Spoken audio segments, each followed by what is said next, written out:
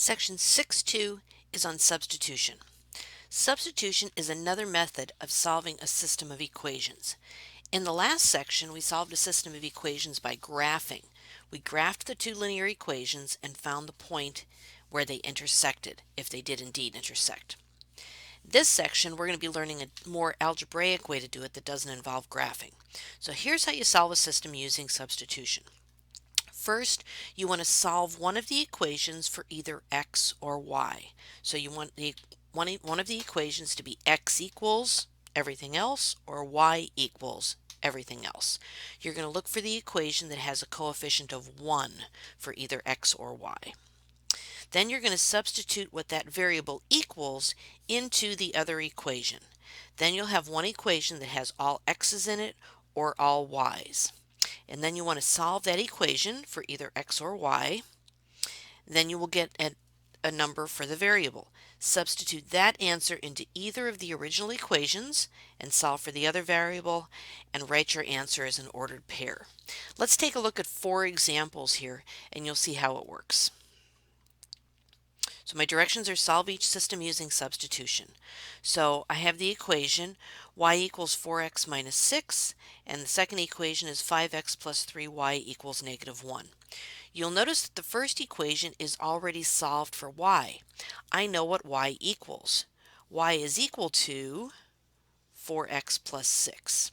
So I'm going to take that 4x minus 6. I'm going to take that 4x minus 6 and substitute that into the second equation for y. Because that's what y equals, I can put 4x minus 6 into there for y.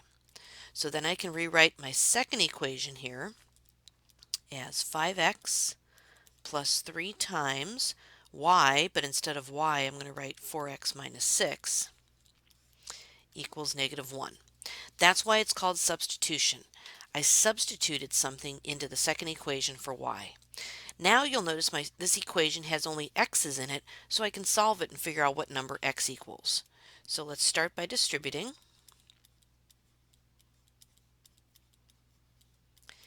And then let's combine like terms. 5x plus 12x is 17x.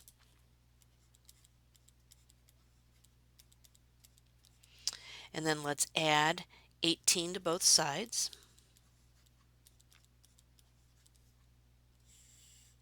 And when I do that, I get 17x equals 17. And then dividing both sides by 17, x equals 1. And I'm halfway there. So I know what x equals. Now I need to figure out what y equals. So I'm going to take this value for x and plug it into either of my original equations. I think I like the first equation. I'm going to plug it into there for x. So now I have y equals 4 times x equals 1. Let's put 1 in there for x, minus 6. Y equals 4 minus 6, or y equals negative 2. So now I have x equals 1 and y equals negative 2.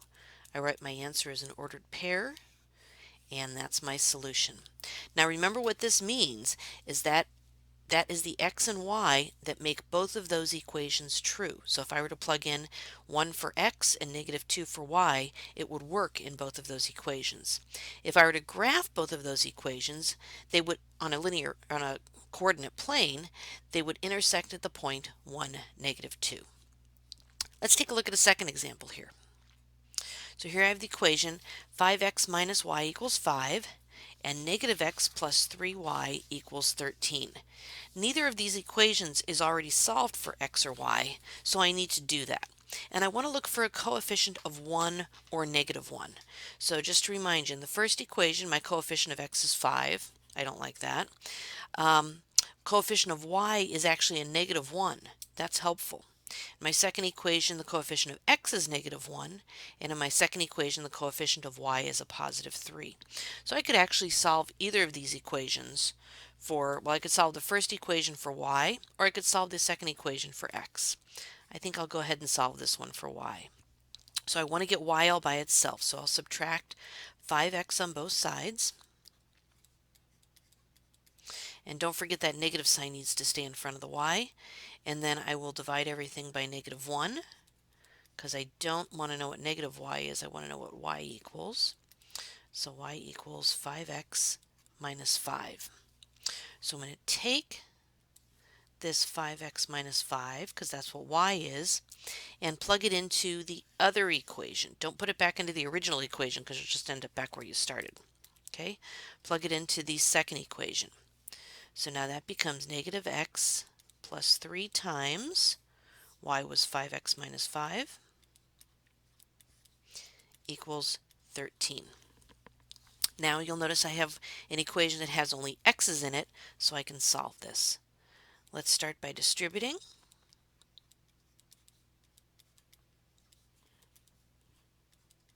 Okay, and then let's combine like terms. I have a negative x plus 15x. That gives me 14x minus 15 equals 13.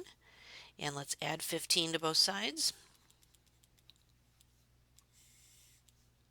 That gives me 14x equals 28. And then dividing both sides by 14, I get x equals 2. And I'm halfway there. So x equals 2, but now I need to figure out what y equals. So I'm going to take this value for x and plug it into either of the original equations. I actually kind of like this one here that I rewrote, because if I plug in 2 for x right there, it'll automatically tell me what y is. So that becomes y equals 5 times 2, which is what x is, minus 5, or 10 minus 5, or y is equal to 5. So my final answer is the ordered pair 2, 5. Do make sure that you write it as an ordered pair. And my last two examples here are kind of curveballs. We're not going to end up with a really nice answer, so let's take a look and see what's happening here. Number 3 says y equals negative 3x plus 4. And my second equation is negative 6x minus 2y equals negative 8.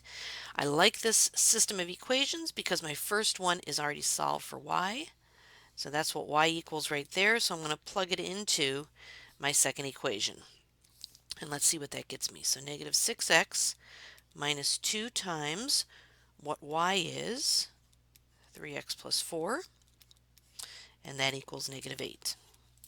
So now I have an equation that has all x's in it, so let's go ahead and solve this for x. So 6x, and let's distribute a negative 2.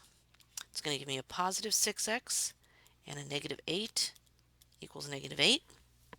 Now, combining like terms, negative 6x plus 6x is 0. They cancel each other out, so I'm left with negative 8 equals negative 8.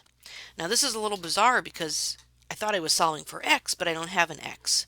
But I ended up with a true statement because negative 8 is indeed equal to negative 8. I could, if you wanted, add 8 to both sides and end up with 0 equals 0, but it's the same thing. So what this means is that there are infinitely many solutions to this system of equations. Infinitely many solutions. If you end up with a true statement, that's what it means. So what does that mean in terms of the graph? These two equations are actually the same line. These two are the same line. What that means is if I were to take the second equation here, negative 6x minus 2y equals negative 8, if I were to put that into slope-intercept form, write it as y equals mx plus b, I'd end up with exactly the first equation. So if you end up with a true statement, in this case negative 8 equals negative 8, or 4 equals 4, or 5 equals 5, that means that there are infinitely many solutions and the two equations are the same line. And let's take a look at our last example here. X equals y minus 1 and negative x plus y equals negative 1. Okay, I like this one because the first equation is already solved for x. X is equal to y minus 1, so I'm going to plug it into the second equation for x. Oops.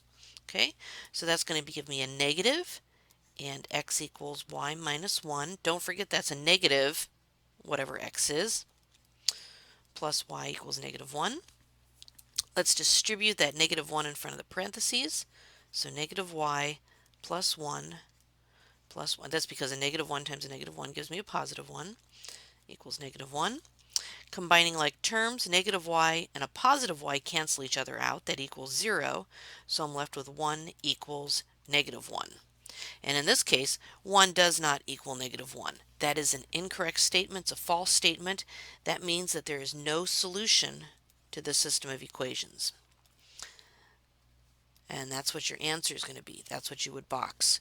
What this means is that the two lines are parallel. And they will never intersect.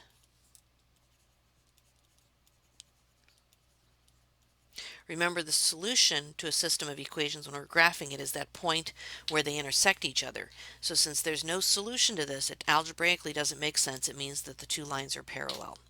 So in this section we took a look at a second way to solve a system of equations, and that is by using substitution.